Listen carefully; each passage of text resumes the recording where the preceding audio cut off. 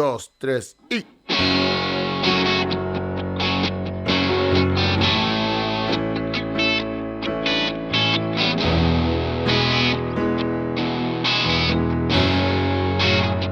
Podium Podcast presenta Música para Masas con Rainiero Guerrero y Paolo Bortolameoli. Este capítulo es auspiciado por Audiomúsica, la tienda de instrumentos musicales, audio y DJ más grande del país. Siento que he aprendido tantas cosas tocando Eso era... en estas cortinas. En estas cortinas. Estas cortinas de transición. Partimos con este trozo de el maravilloso lado oscuro de la luna de Pink Floyd, con esa canción llamada Time, que incluye esos relojes, esas alarmas, esas campanas gigantes, que era como una gran alarma para despertarse, que hasta el día de hoy debe ser como la de las mejores alarmas para despertar. Suenan por todos lados. Y empieza esta canción. ¿Y por qué quisimos partir con esto? Porque el capítulo de hoy día tiene que ver con los instrumentos, tiene que ver con la nobleza del instrumento en todas sus facetas, y ya vamos a hablar de casos de instrumentos análogos, entre comillas, o electrónicos, pero de la madera, de las posibilidades. ¿Y por qué partimos con esta canción? Porque me parece que El lado oscuro de la luna es un disco, bueno, más allá de ser un disco exitosísimo, de los discos más grandes de la historia del rock, probablemente está entre los 5 más grandes, hay un traspaso, hay una cosa que tiene que ver con la evolución del instrumento, con la evolución sonora, con las posibilidades nuevas que te ofrecían ciertos descubrimientos, más encima, y yo creo que en tu caso va a quedar mucho más claro, pero a veces se nos olvidan que no es que los tipos como que encontraban un instrumento, lo iban a comprar y lo probaban, sino que el mismo tipo que desarrollaba el instrumento se los iba a dejar al estudio. Miren lo que desarrollé, cosas que hoy día son como marcas muy grandes. Y en este caso estamos hablando de un sintetizador que vino a suplir una parte musical de una obra llamada La oscuro de la luna, que ya Pink Floyd la venía trabajando hace un año antes. Ya venía como la gran base de la obra ya estaba hecha. Solo faltaba meterse al estudio y volver a grabarla y afinarla. Pero había una sección instrumental que no estaba resuelta. El primer ejemplo que quiero que escuchemos no es el de Pink Floyd on the Run, sino que es el primero en vivo. Puse 2 ejemplos de Pink Floyd, pero el primero que se escucha la parte instrumental. A ver si lo tenemos ahí. No. Yo hice mi tarea. Yo mandé todo ayer. Bueno, por mientras que solucionamos estos problemas por interno. No, pero sabes que, de verdad, quería preguntarte algo. ¿Cuál es tu consideración respecto? Ya nos vamos a ir a la filosofía del instrumento. Porque hemos hablado muchas veces que la música nace desde lo vocal.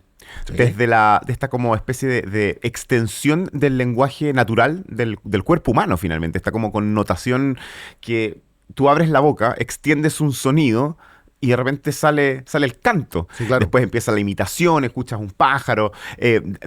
Casi como que me puedo imaginar cómo brota de forma súper espontánea desde el juego, desde, como te decía, como alargar qué sé yo, una A, una O, de repente esto se parece a algo, y esto pronto se convierte en una forma de manifestación de comunicación que es bastante natural, ¿no es cierto? Uh-huh.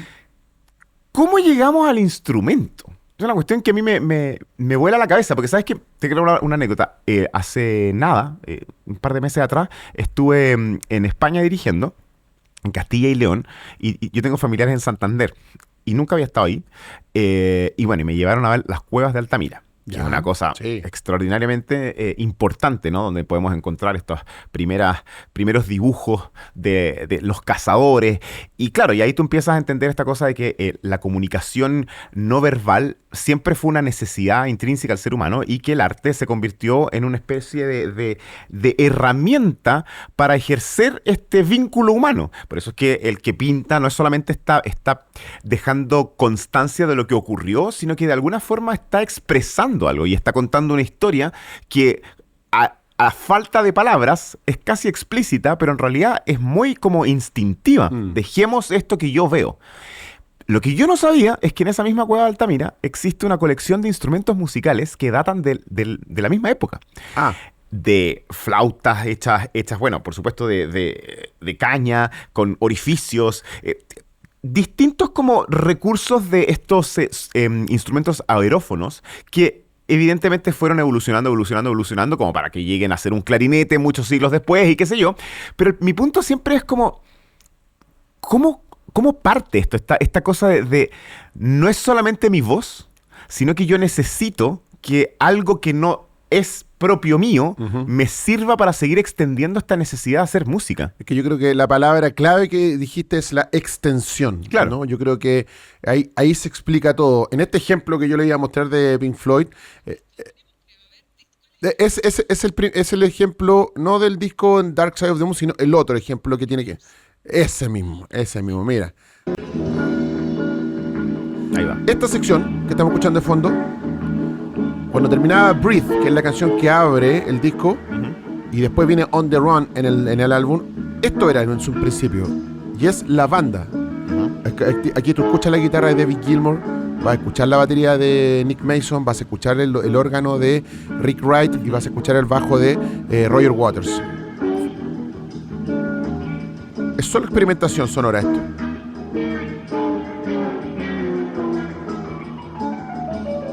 El piano dando vuelta, ¿no?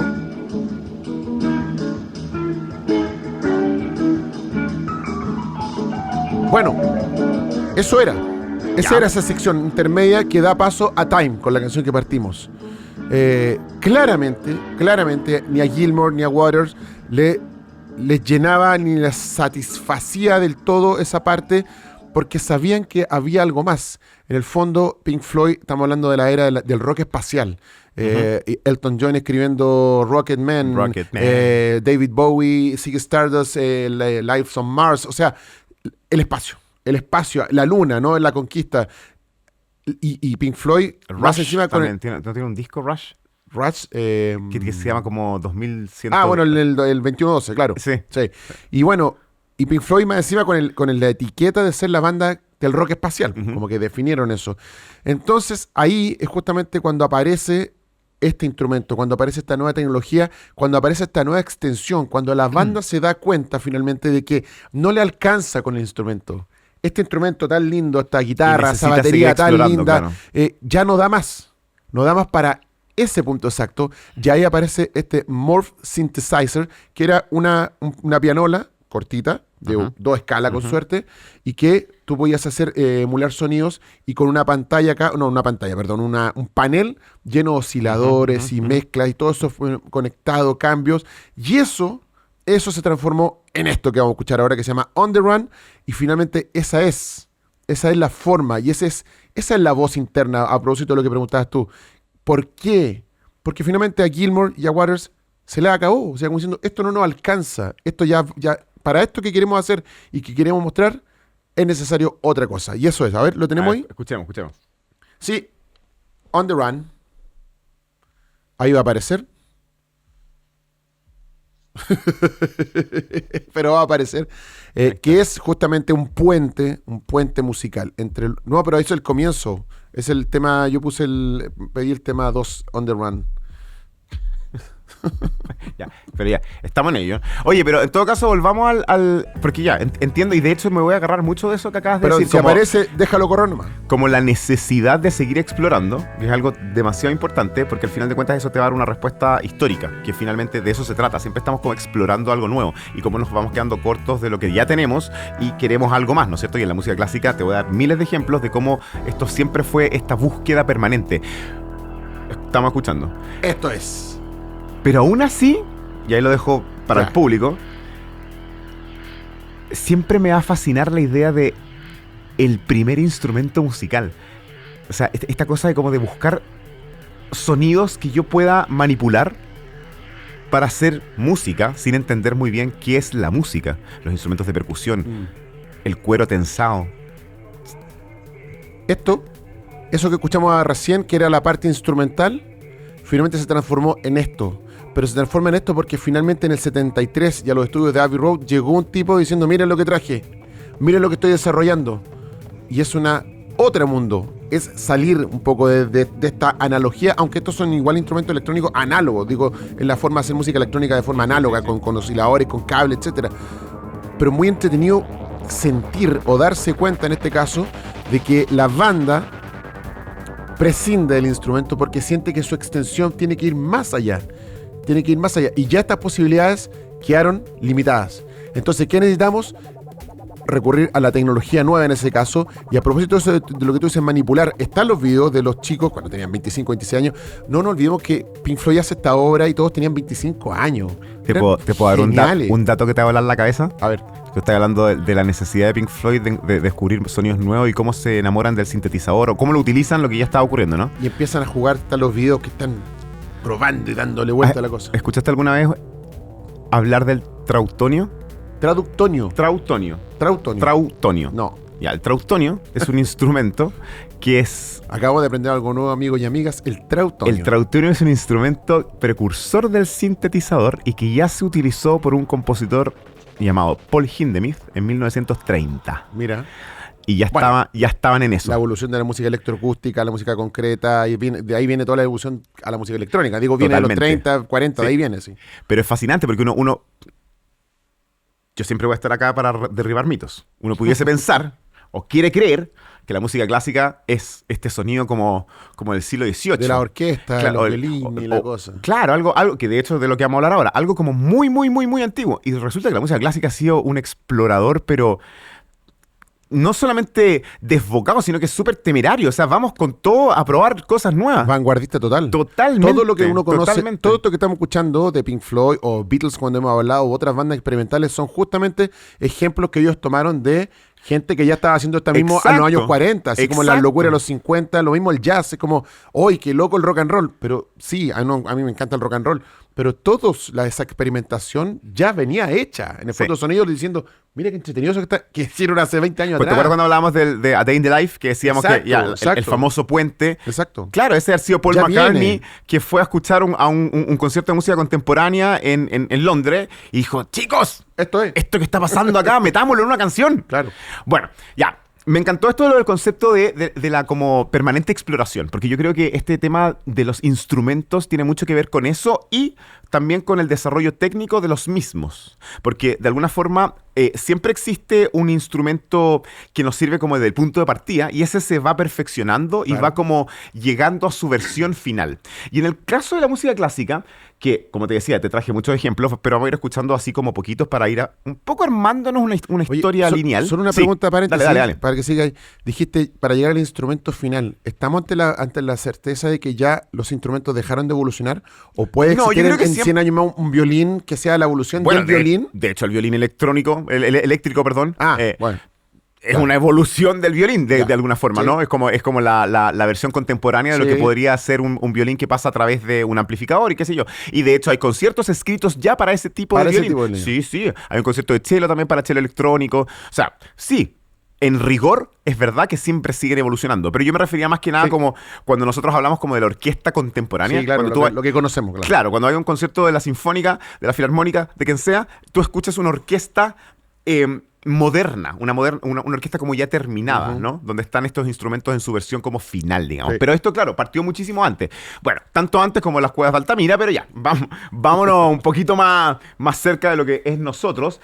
Y en el primer ejemplo que vamos a escuchar justamente algo como que tiene que ver como con el sonido renacentista. Ya, esto yo te diría es a cómo sonaba esta música previa a lo que después se va a asentar como el sonido clásico. Esto que estamos escuchando es una fantasía del compositor William Byrd, donde Esto es muy barroco, ¿no? Esto es anterior al barroco. Ah, mira. Esto es anterior al barroco, eso es lo entretenido. Por eso te digo que es que la música del Renacimiento. Es lo Ojo, que se llama hoy día como que se hacen los conciertos de música antigua. Sí, Claro. por supuesto que cabe dentro de ese espectro. Quiero decir una cosa. Hablábamos antes de que es la voz humana la que originalmente hace como que impulsa el sentido de la música, ¿no? Y en el caso de la música occidental pasa un poco lo mismo. En el canto gregoriano y el comienzo del Renacimiento era efectivamente la voz la que mandaba, era la cosa coral. Y los instrumentos, de hecho, estaban como que subordinados en realidad a lo que mandaba el coro. Acompañarnos. Exactamente. Y era tan así que ni siquiera estaba fijo qué acompañamiento tenía que ser. O sea, era más o menos como lo que tengamos a mano. Por eso es que al principio no había como un orden de cuál es la estructura de una orquesta. De hecho, ni siquiera existía el concepto de orquesta, sino que de pequeños ensambles, de gente que se juntaba a tocar y, como te digo, además a acompañar a los cantantes. Pero luego la música va evolucionando y llegamos a un punto súper importante, que es Claudio Monteverdi en su ópera Orfeo, que es nuestro segundo ejemplo, ya empieza a pedir una conformación mucho más estricta de los instrumentos que tienen que haber.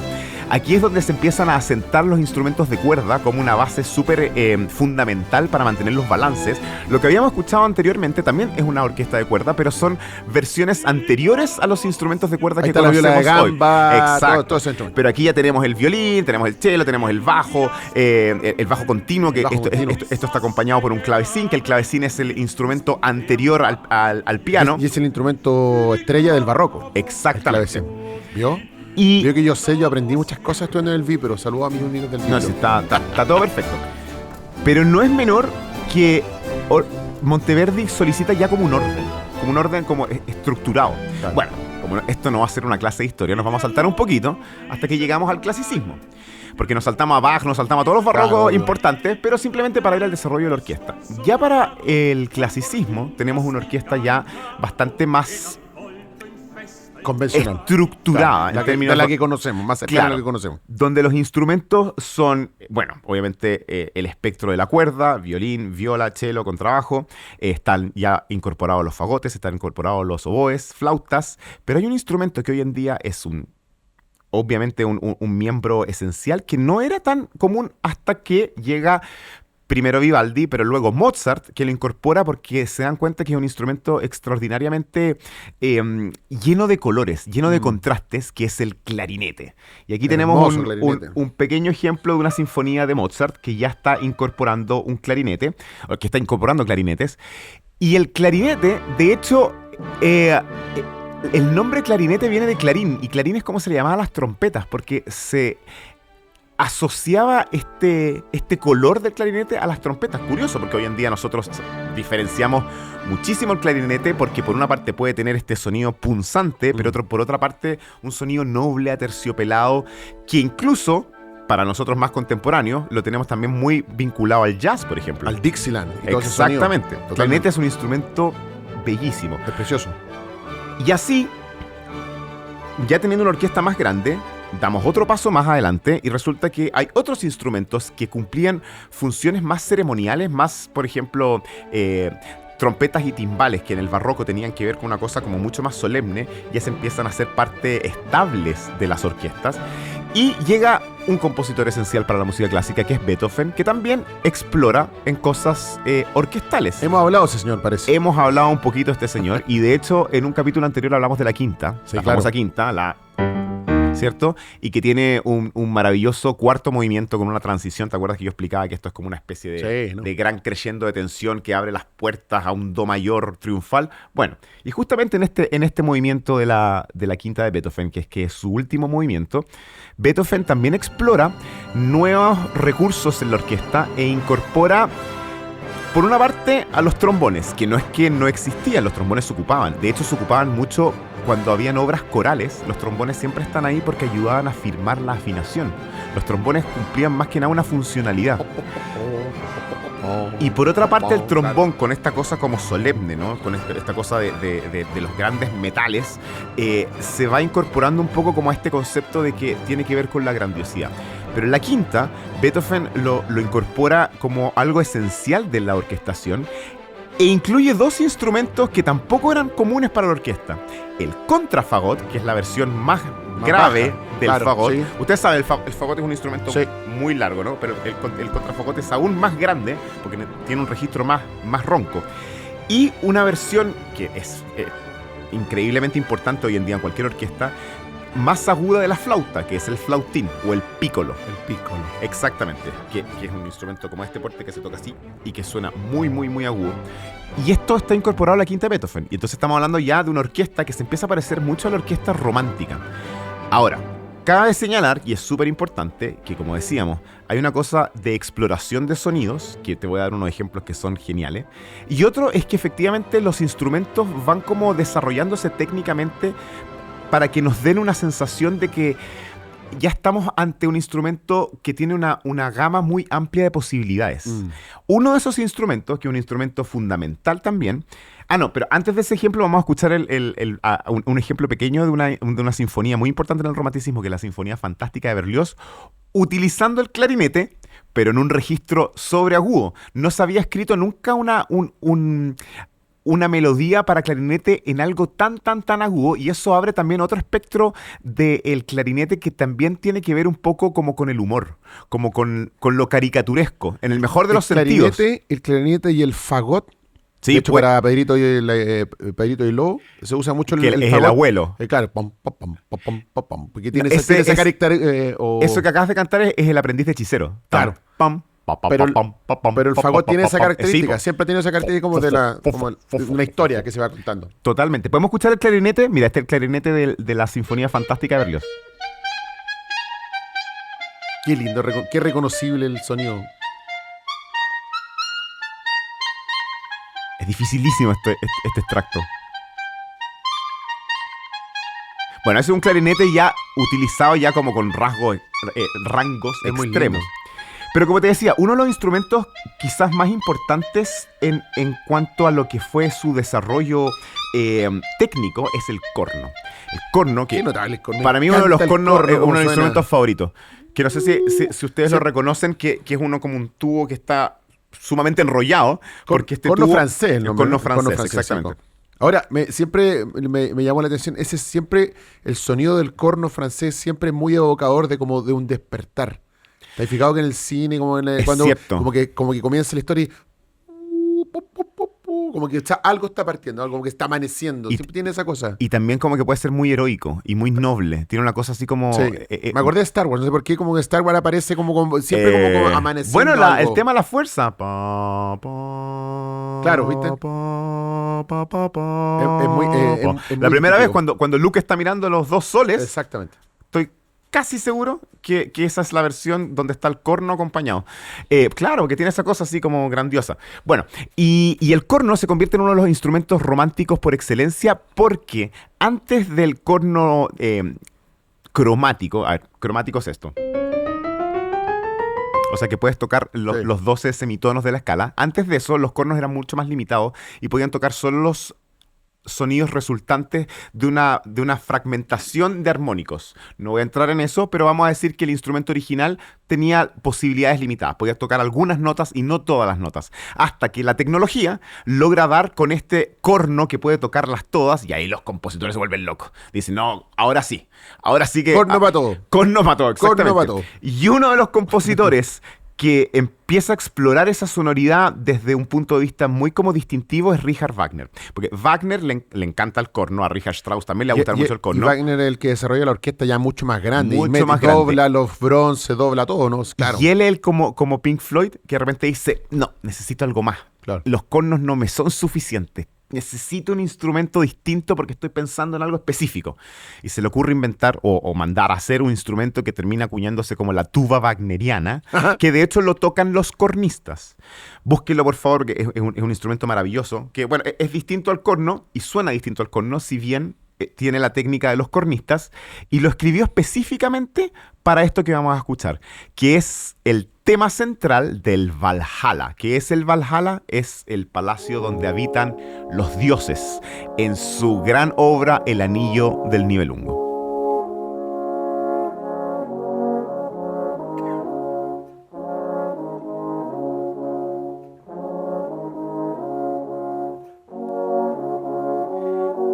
El sonido de la tuba wagneriana, que es lo que andaba buscando Wagner, tiene como un sentido más redondo, es menos incisivo, es un color muy específico, pero más allá que nosotros seamos capaces de notar esa sutil diferencia, porque a veces es muy sutil, lo que me encanta de esta anécdota es que es lo mismo que tú estabas hablando de Pink Floyd, que de repente el compositor tiene una idea tan clara en su cabeza del concepto, Claro.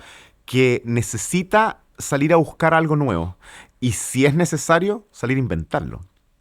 Voy a hacer una pausa de esta línea histórica para que tú me des el otro ejemplo que trajiste. Me acordé cuando hablaste de los instrumentos de viento y de esa exploración sonora, McCartney. Me acordé de McCartney cuando estaban haciendo el Sgt. Pepper, no es parte estas son típicas las cosas de los Beatles que uno los mete acá entre medio de la conversación, pero justamente para la grabación de Penny Lane, él había visto la noche anterior un concierto de Brandenburgo y se fijó claro, en un el de la instrumento que era una trompeta, trompetita sí. chiquitita, una trompeta pícola, Sí, justamente, y George Martin le dice, no, eso es una trompeta pícola, tiene otro sonido, tiene un rango mucho más limitado, esa quiero para la canción. Y esa es la canción que suena. Me encanta. A mí siempre me gusta esa canción por eso. Pues claro, pero No, ahí totalmente. está justamente McCartney dice, no, pero no es la trompeta, necesito algo que ese era el sonido que ando Específico, buscando. Y esa sí. era la pícola que había aparecido. El otro ejemplo que yo traje, de alguna manera apareció en el capítulo cuando hablamos de los grandes genios. Yo hablé de Miles Davis en ese episodio porque Miles fue un tipo revolucionario y fue un tipo que puso los límites y corrió los límites, todos los límites más allá, ya sea desde lo formal de la música y después desde lo instrumental. Y ahí hay un cruce muy entretenido que fue un dato que a mí se me pasó, pero que es fundamental y que tiene que ver con esto que vamos a escuchar ahora, que es de 1968, el disco se llama Miles in the Sky, y esta es la primera vez que Miles ocupa algo distinto a lo que ya venía usando. ¿Cuál es el formato clásico de un quinteto, un cuarteto de jazz? Sí, ¿cuál es pero todavía no escuchamos. ¿Cuál es el formato clásico de una banda de jazz? La batería, el contrabajo, un piano a veces y trompeta, ya sea ahí viene el solista, una guitarra puede ser, ¿no? Ese era como el formato tradicional y así se estaba grabando jazz. Habían otros que estaban rompiendo la estructura, haciendo jazz atonal, el free jazz estaba evolucionando, pero Miles dice, cuando llega al estudio Herbie Hancock, le dice, ese es el piano, le dice. Y Herbie Hancock le dice, pero esto es un piano juguete, le dice, esto no es este es el piano, le dice, en este tienes que tocar. Y era un piano eléctrico, porque ya había salido el primer modelo de Fender en el 68 y Miles ya lo había investigado. Miles no solo era un gran trompetista, era un tremendo pianista, o sea, como todos estos músicos geniales tocaban todos los instrumentos, otros tocaban 2, 3 o 4, pero muy bien. Entonces él ya tenía la sonoridad y a Miles ya le gustaba el rock and roll, en términos de lo que transmitía el rock, como esa experimentación. Y ¿por qué el jazz no puede experimentar? ¿Por qué el jazz no puede salir de esto? ¿Y por qué yo veo que si hay unos cabros de Liverpool y hay otros que son de Londres, se llaman los Rolling Stones, y estoy viendo que está todo el mundo haciendo cosas y yo tengo que seguir como pegado en la línea? Entonces ahí le dice, este es el sonido. Y esta es la primera, esto es importante porque la canción se llama Stuff, es del disco Miles in the Sky, y es el primer cruce verdadero para crear esto que después se llamó el jazz rock. Y el jazz rock no es ni más ni menos que la fusión del jazz con los elementos sonoros. Miren, este es el piano de Herbie Hancock.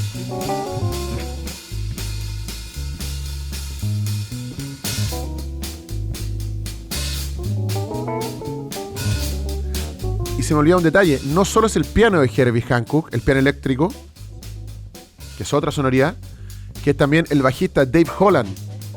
También llegó con su buen trabajo. Y Miles le dijo, anda a buscarte un bajo eléctrico. No quiero contrabajo, le dijo.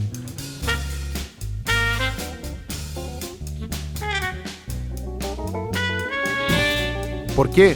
Porque de alguna manera Miles Davis está saliendo del jazz acústico, el jazz clásico, y está pasando al jazz eléctrico, haciendo este primer traspaso, este primer puente hacia lo que se va a llamar el jazz rock, y está subiendo los niveles en términos de intensidad en vivo. Va a sonar más fuerte esto. Va a necesitar amplificación. Exacto. Este piano tiene que estar amplificado, el bajo tuyo tiene que estar amplificado, por tanto mi trompeta también tiene que estar amplificada.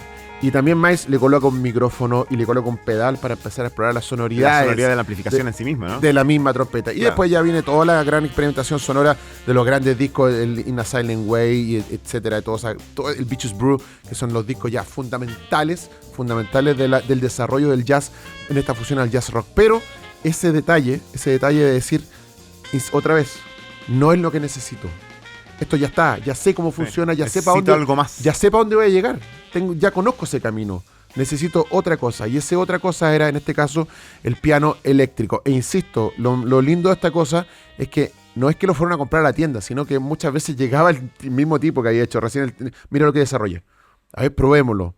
Y esto, para pasar ahora a mi tercer y último ejemplo, para después dejar a Paolo que también continúe con los ejemplos. Esto también pasó en 1969, por allá por junio, en los estudios Abbey Road. Y sí, son los Beatles, nuevamente. Son ellos. ¿Quién otros? No podían ser. Pero ellos, acá se produce una cosa muy entretenida, porque ellos estaban grabando Abbey Road, estaban haciendo la música, y aparece un señor llamado Robert Moog. Ya. a quien todo el mundo conoce hoy día. Uno probablemente en los pianos ve la marca Moog. Existe, es muy famosa. Rick Wakeman, Emerson, Keith Emerson, todos Moog, el synthesizer Moog. Mismo Eduardo Parra de los Jaivas, que usaba estos osciladores y usaba el sintetizador Moog. Ya, es una marca reconocida. Pero Robert Moog llegó al estudio. Llegó a Abbey Road para decirle, chicos, miren lo que hice. Una pianola y que tiene justamente otros osciladores y que aparece en esta bellísima canción porque ya la tenían compuesta, ya la tenían casi grabada, pero cuando apareció, Lennon y Harrison dijeron, oye, qué entretenido esto, y McCartney también, ¿y por qué no se la colocamos al disco y le colocamos algunas cositas de esto? Y el mejor ejemplo, esto que aparece acá, que es la canción Here Comes the Sun. Ah. Mira, ahí está, a ver. Que es la primera canción del lado B. Exactamente. Aquí entra por primera vez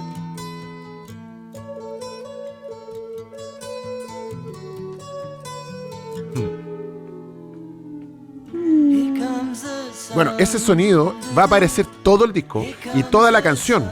Toda la canción va acompañándose, pero eso apareció justamente en medio de las sesiones de grabación. Ahí estaba el instrumento, que a lo mejor los Beatles no lo necesitaban, pero cuando lo descubrieron dijeron, lo necesitamos. Y lo vamos a usar y queremos que sea parte del disco. Y es un hecho histórico porque me gusta pensar en eso de que no fueron a comprarlo en la tienda, sino que el tipo que desarrolló esa tecnología se lo fue a dejar al estudio. Exacto. Miren lo que hice. Miren lo que se le interesa. Ahí está, mira. Sobre todo aquí en este puente del final.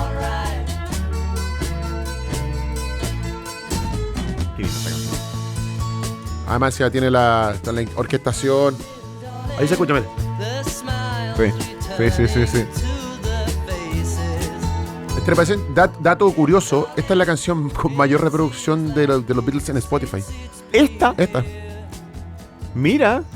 Ah, sí, no, es verdad. pero le hicieron pedazo. No me recuerdes, por favor. Yo creo que en los años 80 incluso había un comercial como en Nescafé. No digas. No pero ¿en serio? Sí, no lo digas. Sí, no lo digan. Yo sé cuál es. Pero a mí, te juro que soy... Pero te ha costado terapia terapia, que el mundo se acuerde de esta canción con ese y me digan, ay, la canción de... Por favor, no lo repitan más. Ya, pero hoy en día recordarse esto casi tiene valor, porque como estamos rodeados de generaciones que no saben de esa época, entonces... Fue terrible esos crímenes que hacían y que no pagaban derechos tampoco, porque no pagaban derechos, o sea... ¿Sabes lo que significa usar una canción de Beatles para un comercial de un café? ¿Eso tú crees que a George no le llegó una caja de eco? ¿No? Yo hubiese pensado que por lo menos. Una caja de eco. Qué terrible. Ya, bueno, ya. Volvamos a la seriedad. Audiencia, lamento que se haya cerrado esta parte con ese lamentable episodio. Bueno, así fue. Eco, ya. Volvamos. Terrible. Oye, volviendo a la historia de la música. Bueno, a ver. El tema de la orquesta, como te decía, es una cosa como que va evolucionando desde las mismas razones de siempre. Por esta necesidad, por la exploración, por el desarrollo de los instrumentos, como decís tú también, como que llegó alguien diciendo, tengo esto. O sea, el tema de Mozart con el clarinete fue así. Mozart escuchó el clarinete, que no sabía, y dijo... Oye, tóquelo, señor. ¿Cómo suena esto? Esto lo quiero. Claro. Vamos, ya, listo. Se incorpora. Y así en el siglo XX ni hablar. O sea, imagínate el saxo, por ejemplo. El solo del bolero de Ravel de saxo. Después está en el cuadro de una exposición de Mussorgsky. O sea, al final te vas encontrando que todos los instrumentos tienen lugar. Más adelante, por supuesto, la gran batería de instrumentos de percusión, que es una cosa excepcional. De eso podríamos hablar un puro capítulo. La percusión, porque es increíblemente fascinante la historia de la percusión. Te mandé un video el otro día. ¿Y lo vi? El del chivo, y lo comentaste, de hecho, el del martillo. Ah, sí, ya viene. Yo nunca he visto eso, espérate, loco. Espérate, porque ahora es donde yo estoy yéndome para el lado que me quiero ir. Que es, por una parte podríamos estar hablando eternamente de cada instrumento que se fue incorporando a la orquesta, por estas razones que hablábamos, como una necesidad creativa, por el desarrollo de los instrumentos y porque simplemente se va agrandando esta paleta de colores. Pero hay otra razón que a mí me parece muy fascinante, que tiene que ver con buscar sonidos que no necesariamente están hechos por un instrumento musical, pero terminan siendo esenciales para el discurso musical. Claro. Entonces, vamos a partir con uno muy gracioso, muy desconocido, que, de hecho, no voy a decir de quién es. Solamente escuchemos los primeros compases de esto. Miren.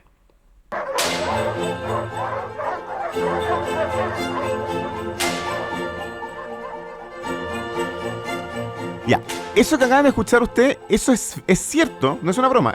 Esos perros que ladran son parte de la exigencia de la partitura. Y este es un latigazo porque la obra en cuestión se llama Viaje musical en trineo.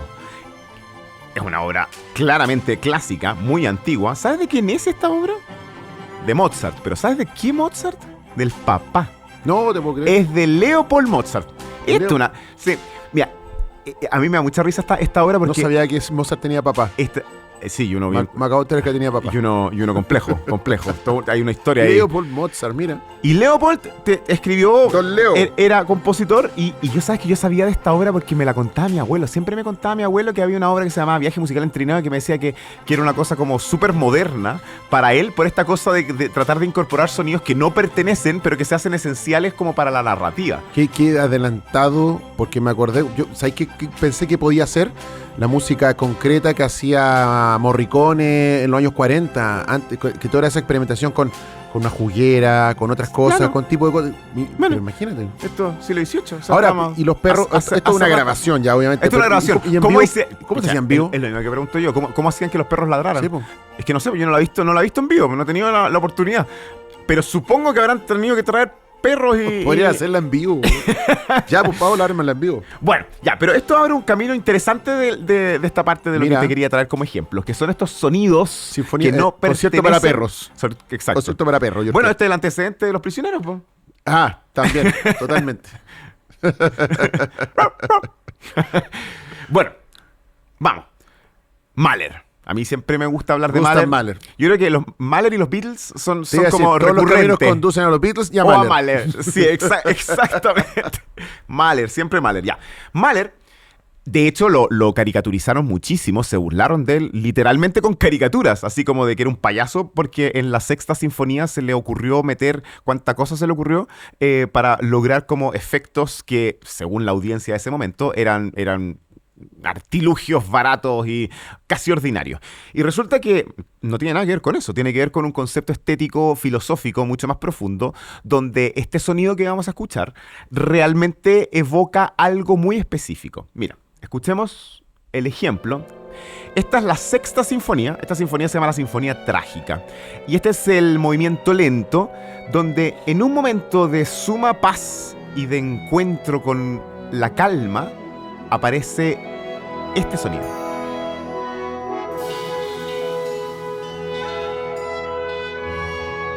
La percusión. Ese ruido desordenado ¿de qué?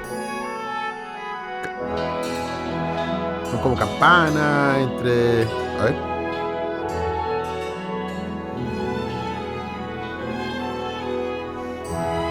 El triángulo no. Lo que está detrás. Es que yo te voy a decir y me decía, sí. Pero no Ya, llego. no importa. Son literales cascabeles de vaca.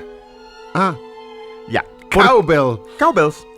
We need more cowbell. Bueno, el cowbell es un instrumento de percusión que hoy en día está súper incorporado en la paleta de la instrumentación. O sea, se De la ocupa, batería se y ocupa está ahí, sí, mucho. pues, muy bueno. Bueno, pero cuando lo ocupó Mahler no era así. Mahler escribió esta sinfonía y todo el mundo dijo, ya, se fue, lo perdimos.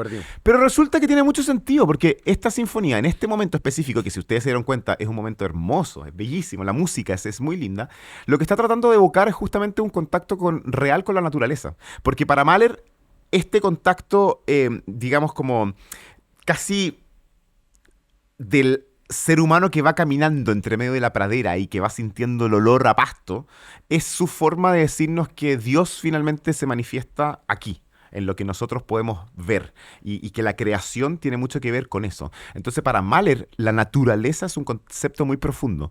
Por ende, que utilice estos cencerros, digamos, es algo que no es una cosa así como una payasada, como decían los críticos, sino que tiene un sentido de búsqueda mucho más importante. Y vamos a llegar a ese ejemplo que tú querías llegar. Esta Es que es muy sinfonía, bueno, antes de escuchar el ejemplo, porque es cortito, tengo que dar el contexto, que es bien importante. La Sinfonía Trágica, la sexta, termina con un gran cuarto movimiento que, reducido a lo más simple, trata sobre como el último enfrentamiento del hombre ante el destino. Y el destino está representado por tres golpes que finalmente terminan derribando al hombre, al ser humano. O sea, el hombre pierde la batalla. No es como otras sinfonías u otras historias de que Triunfales. triunfan. No, aquí el destino pesa tanto que termina derribándote. Curioso es, y esto lo podemos hablar en otro capítulo Los golpes del destino. Ya, pero lo curioso es que cuando Mahler escribió, es que esto te va a dejar helado, cuando Mahler escribió esta sinfonía, Mahler estaba pasando un momento muy, muy positivo de su vida. Estaba todo bien. Se había casado, tenía dos hijas, estaba en la mejor posición que podía imaginar, que era ser director de la Ópera de Viena. Se había Estaba comprado un yendo Ferrari y todo. increíble. Y resulta que escribe dos obras. Una que es La canción de los niños muertos y La sinfonía trágica. Alma, escucha. En su mejor minuto, en su minuto más feliz. Por eso, Mira. Alma, su mujer, le dice: Mahler, ¿por qué estás desafiando el destino? Escribe esta sinfonía con estos tres golpes, que ahora vamos a ir al ejemplo, y resulta que después de esto, la vida lo termina abatiendo con tres golpes. El primero fue que murió una de sus hijas, el segundo fue que lo despidieron de la Ópera de Viena, y el tercero fue que por una afección cardíaca termina muriendo. O sea, fue como un presagio trágico. La trágica se convierte en una especie como Ya, Sí, eso. eso mismo. Sí. De presagio. Presagio, Bueno, justamente. la forma en que Mahler quiere hacer musical el golpe del destino es a través de un martillo gigante que se manda a hacer, porque el martillo de la sexta es solo para eso. No existe ese martillo en otra obra, porque es tan icónico, aparte que es tan teatral, porque es un gran cubo de madera que se hace y un mazo enorme que el percusionista lo toma así y golpea que retumba. Bueno, vamos a escucharlo. Escuchemos el ejemplo. Ahora. Ya. Ese ruido seco, impactante. ¿Es del martillo sobre qué? Hay varias como formas de hacerlo, Ya, porque puede ser. hay personas que hacen un cubo de madera y sobre este ponen una otra placa para que la placa Claro. rebote contra la placa. O si no, puedes ponerlo, qué sé yo, medio semi-inclinado abajo para que la vibración no sea tan seca, sino que retumbe. Hay otro más, segundo. Exactamente. Bueno, esto además verlo es muy espectacular. Es que Ese es el punto, no solamente escucharlo, Deja hacer paréntesis. verlo. Y lo que hace que la semana se me cruzó en el Instagram esa imagen. No, y es muy impactante. po. Y entonces yo se la mandé a Pablo y le dije, ¿qué es esto? Le dije, es como el martillo de Popeye, así, pero una cosa gigante. El Es tipo, el destino. búsquenlo. El destino. No, y aparte es Pero una busquen esa sinfonía imagen, increíble. es impresionante. Yo no Sí. lo tenía idea. Y ahí, bueno, ahora estaba aclarando que se hizo para esa obra. No, y cada vez que se hace bueno, ya las orquestas ya lo tienen, porque me imagino, el percusionista ya tiene eso, ya ya sabe. la han hecho, pero es para eso. Bueno, Qué otro locura, ejemplo qué maravilloso loco. de algo que nos rodea a diario, pero que es muy simbólico, es este siguiente ejemplo. Escuchen.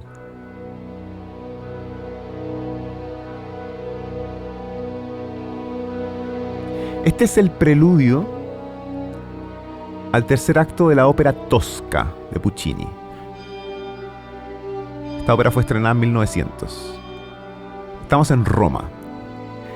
Esos sonidos de campana es una maravilla de efecto. Cuando tú lo escuchas en vivo es hermoso, porque Puccini pide específicamente sonidos muy distintos para que emulen el despertar de las iglesias romanas en distintas partes de Roma. Bah, Qué lindo. es una maravilla. Tan simple, ¿no? Campanas. Pero son campanas específicas. Yo cuando dirigí Tosca, me encantaba ver cómo funcionaba esto, porque esto se hace backstage, ¿no? O sea, se hace detrás, Claro. lo más lejos posible, y las campanas se ponen en distintos lugares, porque las campanas más grandes, las medianas, y a veces se puede hacer con campanas de verdad, literales campanas. Ujú. Y es un espectáculo ver a todos los percusionistas, cada uno tocando una campana distinta. No, es Qué bellísimo. bacán, qué lindo. El siguiente ejemplo es una grabación, ¿ya? Me Y es acordé del plato chino. El gran plato. No, el plato chino Sí. ese gigante que es que. El gong. el gong. gong. Que se le pegáis también y. Esta obra se llama Los Pinos de Roma, del compositor Ottorino Respighi. Esto es siglo XX, comienzo del siglo XX. Es un poema sinfónico bellísimo, bellísimo, realmente, y muy espectacular. ¿A qué se le pegó poema sinfónico? Ah, bueno, pero eso vamos a hablar en Ya, otro capítulo. bueno. El poema sinfónico es una forma musical que está basado en una idea extramusical. En este caso, la Está idea... la sinfonía Claro, la sinfonía es una estructura más como... de 4 movimientos. Ah, eso, claro, más, con una formalidad más clásica, ¿no? Claro. En cambio, la forma del poema sinfónico es libre. No tiene por qué tener un tema A, tema B, desarrollo, reexposición, no es Ya, necesario. ya. Pero El plan sonata. la idea es que está basado en algo extramusical, un poema, un libro, algo. Acá en Los Pinos de Roma es un poema sinfónico porque está basado en como lo que nos evoca este concepto de los pinos de tal parte, los pinos de las catacumbas, los pinos del Gianicolo y los pajaritos.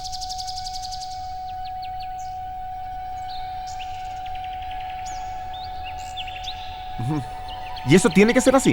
Eso está pedido por Respighi. Claro. Y está la partitura donde parte la grabación y donde termina. Y la grabación tiene un código específico, que es el código de los pájaros que tú puedes pedir a Ricordi, que es la editorial. Ahora, hoy en día, claro, Bueno, uno ocupa cualquier grabación de pájaros. acá tienes- Pero esto tiene que ocurrir. En vivo, los pajaritos se escuchan. Aquí tiene el ejemplo. ¿De esto de qué año es?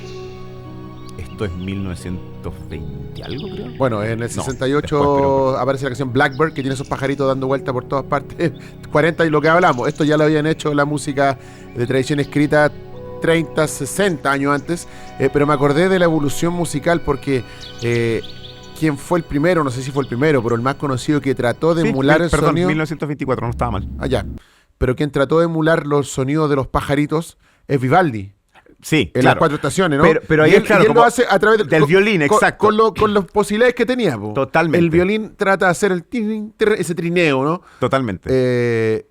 Y 100, 200 años después, Sí, pues, exactamente. ya no, necesito algo más que los violines. Necesito tener a los sonidos de los pájaros ahí, por favor. Y ahora te voy a Está dar muy buena. dos ejemplos más para acercarnos a estos ejemplos que teníamos de Pink Floyd. Ya, uno que muy poca gente conoce, que a mí me encanta, que es un concierto de piano del compositor Aram Khachaturian.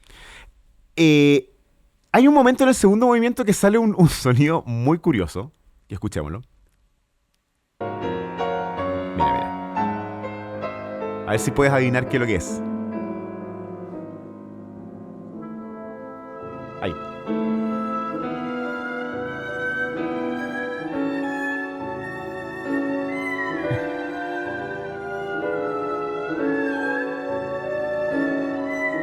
¿Qué crees que es ese sonido?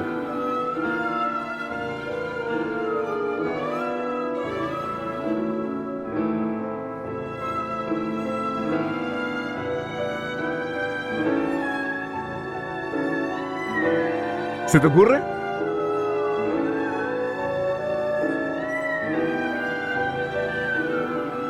Ahí me iba tan bien en reconocer instrumentos en el vibro, me iba, Ah, pero pero tenía es las que- mejores notas, pero Pero es que te esto- traje cosas difíciles. no me po. llega, no llegué a esto. ¿Qué es lo que es? Este es un flexetón. Flexetón, que es un instrumento. ¿Lo conoces el flexetón o no? No. El flexatón es un instrumento de percusión que tú tendré que. Vamos a traerlo, Ya. vamos a traerlo. Se nos va a pedir a que a lo mejor la audiomúsica nos puede ayudar con un flexatón. No, pero es que no es tan poco común. Ya. Lo que pasa es que es poco común escucharlo. Pero es un instrumento que es de una placa de metal que a medida que uno la va moviendo, cambia la afinación y uno la va percutiendo. Y suena. Es como un teremín. Ya, ese es el último ejemplo. Ese es el último ejemplo. El teremín, yo creo que lo han escuchado. sí, po. El teremín, obviamente, que es ese instrumento que se toca sin tocarlo, Exacto. que es maravilloso. Pero hay otro que es similar, si bien está basado en un teclado, que se ocupa en una obra icónica del siglo XX, que es la Sinfonía Turangalila del compositor francés Olivier Messiaen. Y este instrumento, que no es un teremín, pero que nos va a evocar a ese sonido, se llama las ondas Martenot y suena así, mira.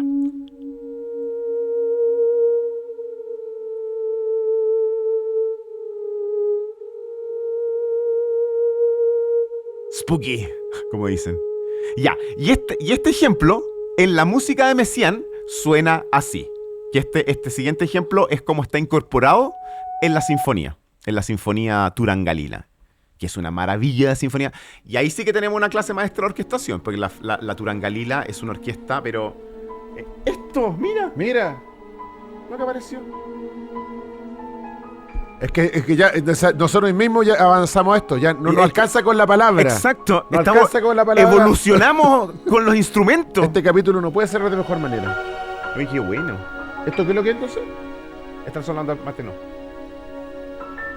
Y se mueve, mira. Wow. Qué loco.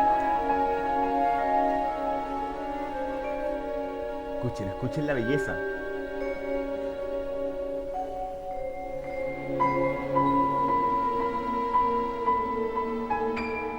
Bueno, yo los invito a escuchar esta música, la Sinfonía Turangalila. Es una belleza muy moderna, muy moderna. Messiaen ya Messiaen es sí, moderno. sí. Bueno, Messiaen es un gran compositor que hablaremos en algún momento, fantástico. Sí. Pero ya para cerrar, lo que quería dar como último mensaje es que esta búsqueda necesaria y casi como irrefrenable de buscar siempre sonidos nuevos, formas nuevas, de seguir expandiendo, lo que decíamos al principio, nuestra necesidad de comunicarnos, lleva a que finalmente podamos siempre estar descubriendo nuevos sonidos, nueva música, nuevas formas de interactuar con la antigua música, y que finalmente, como siempre, la música clásica y la música no clásica estaban en la misma, Estaban en la misma. pensando siempre igual. Pero la música clásica venía de un poquito antes, unos varios siglos antes que después que aparecieron los Beatles y todos esos chiquillos. Nos vamos con Pink Floyd Sí, de nuevo. pues. Ya, vamos.